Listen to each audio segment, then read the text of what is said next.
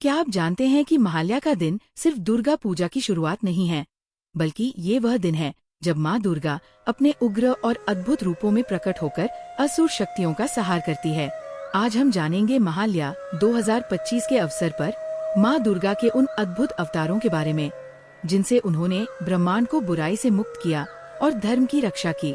तो तैयार हो जाइए देवी माँ की शक्ति, साहस और करुणा से भरी एक अद्भुत यात्रा पर चलने के लिए। महालया ये सिर्फ एक तिथि नहीं, बल्कि शक्ति और श्रद्धा का ऐसा संगम है जहाँ देवी पक्ष की शुरुआत होती है। इस दिन माँ दुर्गा अपने उग्र और अद्भुत स्वरूपों में धरती पर अवतरित होती है। मान्यता है कि इसी दिन से माँ दुर्गा अपनी दिव्य यात्रा आरंभ करती है और असुरों के आतंक को समाप्त करने के लिए पृथ्वी पर आती है। पौराणिक कथाओं के अनुसार जब असुर महिषासुर ने तीनों लोकों पर कब्जा कर लिया, देवताओं को पराजित कर दिया और स्वर्ग तक अपने अधीन कर लिया, तब समस्त देवता भयभीत हो गए। उन्होंने एक साथ तप किया और अपनी अपनी शक्तियों को मिलाकर एक तेजोमय देवी को उत्पन्न किया। वही थी माँ दुर्गा। उनका प्रत्येक स्वरूप अद्वितीय और अद्भुत था। जब महिषासुर बार बार अलग अलग रूप धारण कर माँ को छलने लगा, तब माँ कात्यायनी सिंह पर सवार होकर महिषासुर के दानवीय रूप का वध करती है। जब चंड और मुन जैसे दैत्य देवताओं को ललकारते हैं, तब माँ दुर्गा अपने उग्र रूप चामुंडा में प्रकट होकर उनका वध करती है।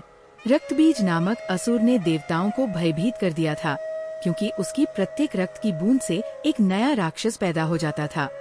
तब माँ दुर्गा ने काली रूप धारण किया और अपनी जिह्वा से रक्तबीज का समस्त रक्त पीकर उसका अंत किया।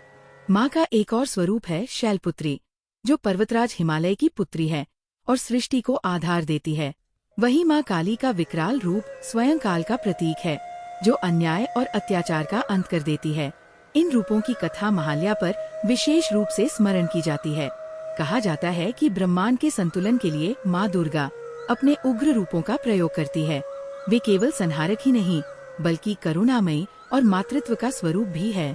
भक्तों के लिए वे माँ है, रक्षक और पालन करने वाली। महालया की रात को बंगाल और भारत के कई हिस्सों में महिषासुर मर्दिनी स्तोत्र गाया जाता है। भक्त रात भर जागकर माँ के उन उग्र स्वरूपों को स्मरण करते हैं, जिनसे उन्होंने अंधकार, अन्याय और असुरता का नाश किया था। इस दिन को ही देवी पक्ष की शुरुआत कहा जाता है, जो अंततः दुर्गा पूजा और नवरात्रि तक चलता है।